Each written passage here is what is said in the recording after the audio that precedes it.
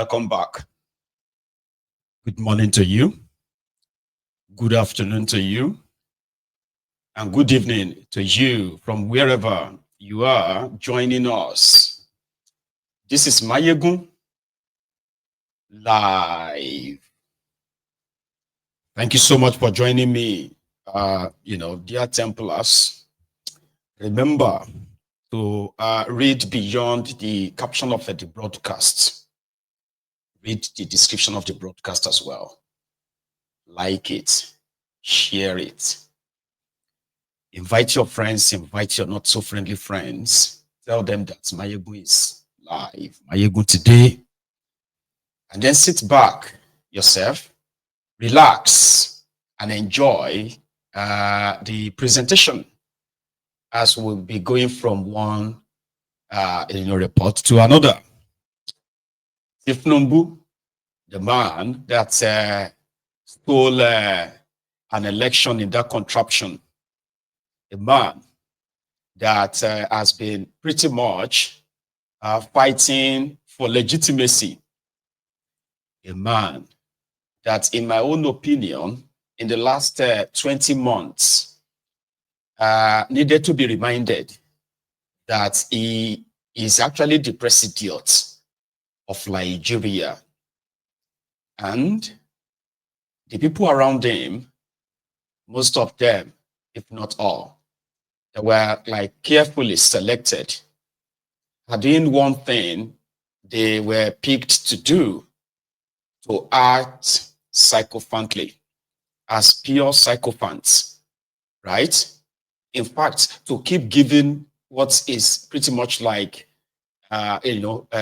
praises of Tinubu in order to remind themselves that if not because Nigeria is a lawless country, number one, the person that gave them the appointment to either be ministers or SAs or personal assistants is a guy that was supposed to actually be in jail, right?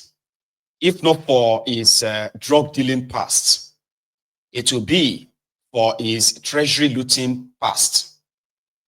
However, because Nigeria is a place that is under the captivity or in the captivity of different kind of rogues, so they have to do everything at every turn to remind the man, Tinubu, Kolu, that they are grateful for his benevolence. And that is why they would name supposed government infrastructures after him. It's so rare. It's nothing like that in the history of mismanagement of that contraption. None since I was born. That a supposed president who is suffering from the inferiority complex as well as illegitimacy needed to name government infrastructures after himself. Like you name government building after yourself. If you renovate a road, you want it named after you. If they renovate a park, he wants to rename it after himself. I have never seen anything like that before. But yeah, this is the reality of Nigeria under this druggie, the drug addict, the drug dealer, Tinubu, as well as his horde of praise singers. The latest in that flock is the renovation of a barrack, a military barracks in Abuja, where renovated inner roads in the barracks, as well as repainted buildings, right? Has now been renamed after Tinubu in Abuja, called the Bola Tinubu Barracks, Abuja. In December 2024, which is just last month, where the Ministry of Interior, where Olubunmi Ojo is the minister, okay, went on to paint a building, upgrade the computers in that building, the same building constructed by Bokwari as far back as 2019. Now commissioned by Bokwari as a completed project, but with Tinubu now in charge, they call it a control and command center for Nigeria immigration, kind of, in Abuja. And after repainting the building, installed, few computers and upgrade the software, or what have you, they actually named the entire building after him, Bola Tinubu Control and Command Center. Similarly, in that same Abuja, with a wiki, they also renovated the road, right? Sometimes in May 2024, there's a place called Parkway, Road, Southern Parkway Highway, so in Abuja. That's the name of the road. They had to change the name to Bola Tinubu Expressway in Abuja. Last year as well, the guy he appointed as education minister made a proposal where they want to establish some new polytechnics, and one of them will be built in Abuja, right? Federal Polytechnics. So they had to also name it after Tinubu. So the inferiority complex is so massive, and those who continue to massage his ego, right? They are there in appreciation just to kind of make him like a royalty kind of. Here you get. You are naming government institutions, government properties, roads after yourself when you are actually still the president of that contraption. So that's what we're going to start from this evening. Let's take a bit of a tour. Mind you, this particular one for the military is just a mere show off. It's just a mere shine, kind of like attention seeking validation by Tinubu. The real soldiers, most of them who have been at the supposed, war fronts, facing the terrorists, playing defense in the face of the increasing terrorism in Nigeria, right? The real welfare package for soldiers is not really paramount to these guys. Normally, the supposed service chiefs have become so stupendously rich via corruption, by the way, where a soldier in Nigeria still earns 55,000 naira a month, despite the inflation that's eating so deep into the finances of the Nigerians, all of them, right? A soldier in Nigeria, I'm talking about even the soldier that is fighting war with terrorists and all that, those of them that are actually being killed, slaughtered, and codedly being hidden away from the people, right? They are dying for 55,000 naira, less than 70,000 naira. There is no insurance for them. There is no health care package for them. There is no educational package for their children. There's actually no any real thing for them. But yeah, let us paint a barrack and rename it after this egomaniac, kleptomaniac, the man that is walking in italic just to kind of massage his ego. It is working. So we're going to go to Abuja quickly, if you're with me. So we'll start with this.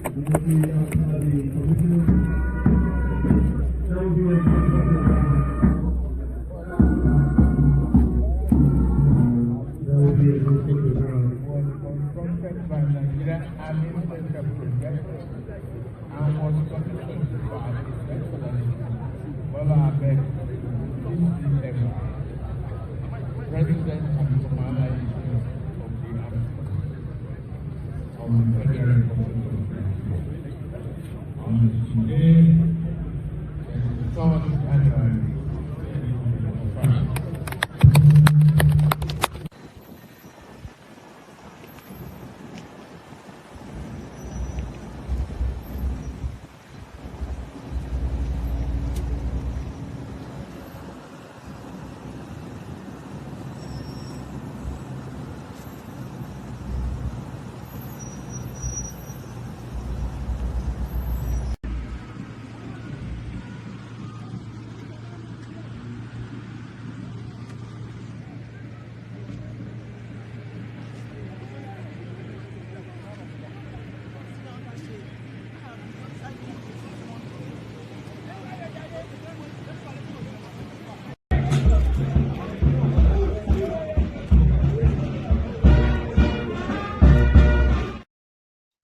It's massages ego.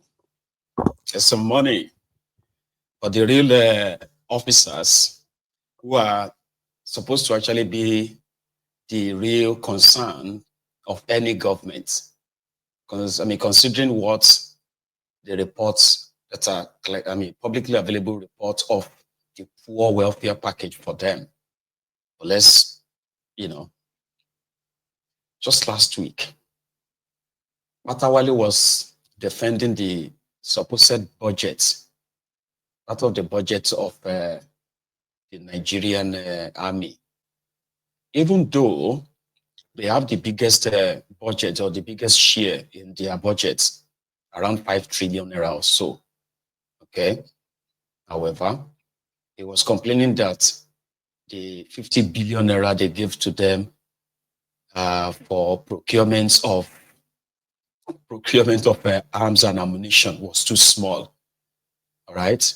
There is no real welfare package for anybody who claim to be a soldier in Nigeria, except the high-ranking officers, the corrupt ones who have become contractors and politicians as well. All right. So the rest is just let's massage his ego. There is more. I'm just sharing with us the boring part first. All right. Before we get into other interesting convo tonight. Okay. So Tokolu himself, right? He also visited the portion where the soldiers were they displayed different vehicles, their vehicles as part of the ceremony. Here is that one.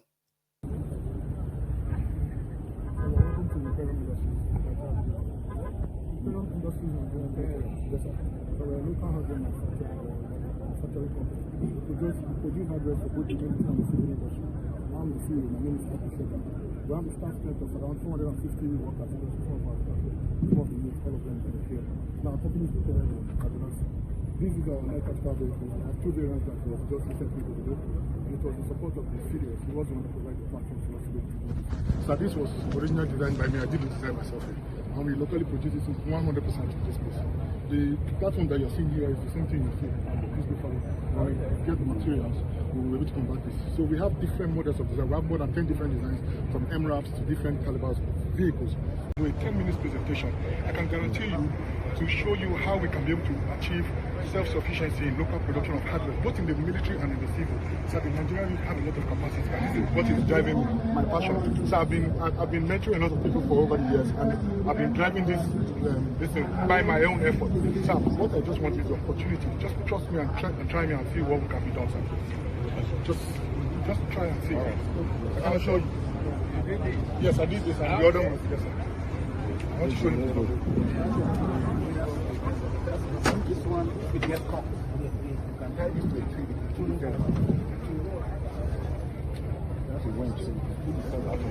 you can see the other one with surveillance systems here. Who's going to show you? Please. So you can see this is the V-hole. It's designed to stop light and air from both sides of the vehicle. So if you open inside, you see the surveillance equipment and the communication all these things. So these are done by young Nigerians. I'm 34 years old. I'm one of the oldest in the company. A lot of us come to see And these are the guys graduates from engineering, from different capacities. Allow them. So these are just even some of the technicians, and you can see all these boys. So we are taking them from the Patika. Patika is where you have all these auto mechanics repairs shops. From different parts. Come, driving. Come. So this boy can strip this engine down and fix it. He did not go to university, but he has so much experience. Just like the other one. Look at all these boys, you can see. So we have 450 workers, I can guarantee you. So you can see our factory. We have a new complex that we're building now. All these things are done by ourselves. So please give us the opportunity to be able to do that. This is the renewed hope agenda.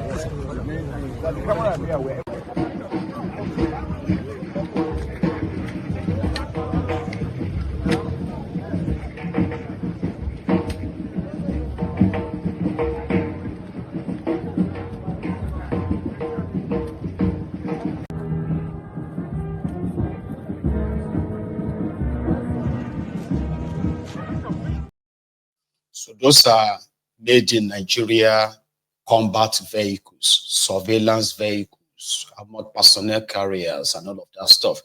And that guy was there kind of like speaking directly to Tinubu that, you know, if they give them the chance, which means they should patronize them, like hunt them.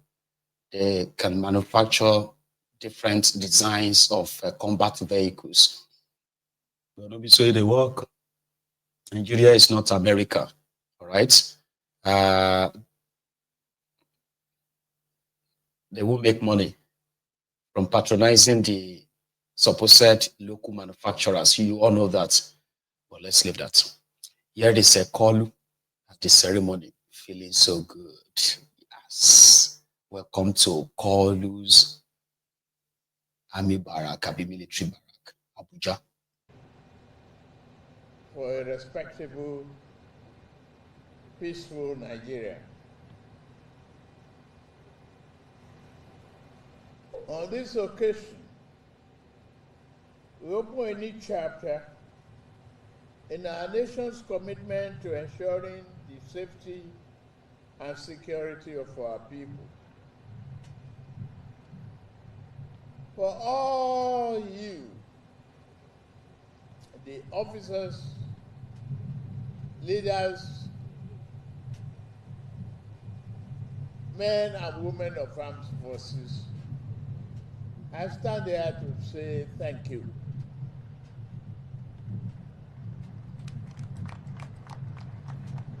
Thank you for the improvement we have seen and the security,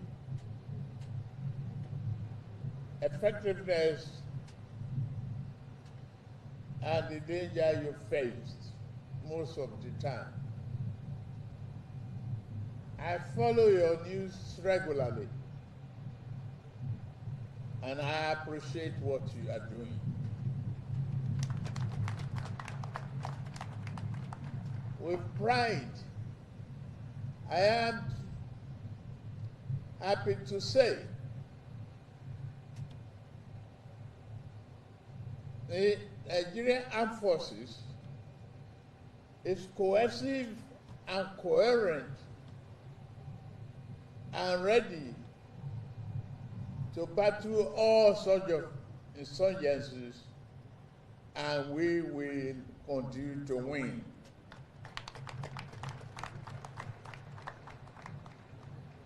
I'm deeply moved and filled with pride and gratitude for the men and women who wear the uniform of armed forces,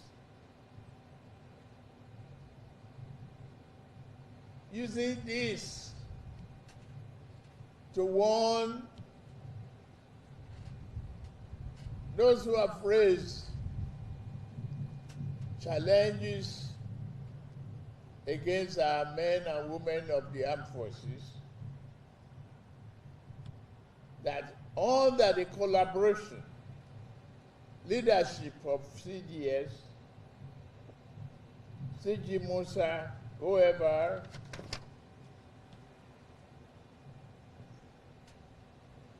who stand guard with the service chiefs and men against the evil forces that seek to retard our cherished peace and development. I salute you. And I'm ready to back you.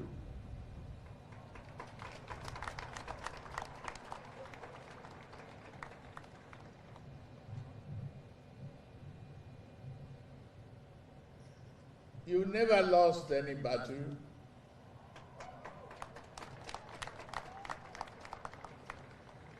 This one, you will win.